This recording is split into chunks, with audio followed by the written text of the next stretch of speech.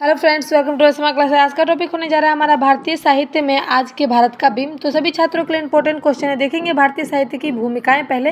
तो ये है समाज व साहित्य दोनों एक दूसरे को प्रभावित करते हैं, यानी कि समाज जो है वो साहित्य को प्रभावित करती है और साहित्य जो है वो समाज को। ठीक है, प्रत्येक साहित्यकार अपनी युगानी परिस्थितियों से प्रभावित होकर उनका चित्रण यानी जो है वो साहित्य के माध्यम से अभिव्यक्त करते हैं।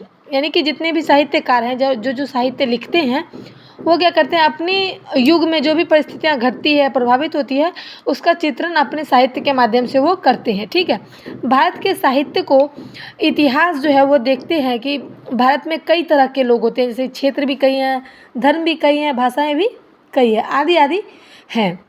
उसके बाद भी साहित्य में लगभग कोई बदलाव नहीं है, बिल्कुल समान रूप से ही परिवर्तन हुआ है। ठीक है, उदाहरण के लिए हम देखेंगे भक्ति आंदोलन जो है वो दक्षिण भारत में ही आरंभ हुआ, लेकिन वो बहुत ही शीघ्र यानी बहुत ही जल्दी संपूर्ण भारत में फैल गया, यानी कि पूरब पश्चिम उत्तर। ठीक है, दक्षिण से तो शुरू ही हुआ था, ये पूरा में ही फैल गया। जब देश आज़ाद हुआ था यानी कि स्वतंत्र हुआ था, तो उसके पश्चात जो है वो भारत में समस्त भाषाएं जो है वो पश्चिम की जो भाषाएं थी वो समस्त भाषाएं को साहित्य का एक नया परिवर्तन दिखाई देता था। ठीक है, जो कि तकनीकी समय तक यानी कि तात्कालीन जो भी समय था वो चला आ रहा था।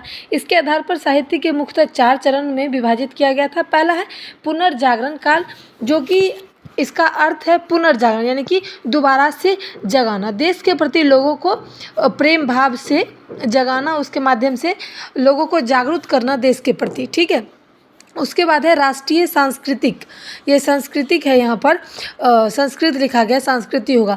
भावना का उत्कर्ष काल, यानी कि इसमें जो है उसमें क्या है कि पूरे जितने भी राष्ट्र हैं, संस्कृति है हमारी, उससे भावना से जुड़ी हुई है, यानी कि उसके लिए हमारा जो है वो प्रेम भाव का होना बहुत ही जरूरी होता है, उसको ऊंचे शिखर पर पहुंचाने के लिए वेदी युग की रचना हुई थी। ठीक है, उसके बाद है रोमन सौंदर्य दृष्टि का उन्मेष, यानी कि इसमें जो है इसको जो हम क्या कहेंगे, छायावादी के नाम से भी हम इसे जानेंगे।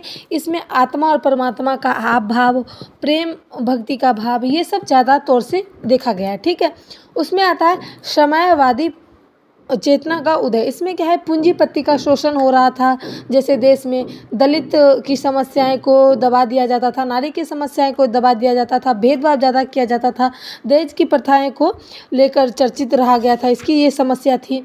जैसे कि विधवा होने के बाद दोबारा शादी नहीं करना है, पुनर्विवाह का भी इस पे रखा गया था। ठीक है, अब देखेंगे भारतीय साहित्य में भारत का बिंब, यानी कि बिंब जो है वो पहला है जैसे काव्य। काव्य में क्या होता है कि काव्य में कई तरह की समस्याएं स्थितियां हुई, जैसे कि सामाजिक स्थितियां, राजनीतिक स्थितियां, आर्थिक काल की स्थितियां, सांस्कृतिक स्थितियां को देखा जाता था काव्य के माध्यम से। ठीक है, उसके बाद आया उपन्यास। उपन्यास में जो है वो कई तरह के उपन्यास थी, जैसे हिंदी में लिखी गई थी, मलयालम में, बंगाली में, कई तरह में लिखी गई थी। उसके बाद है कहानी।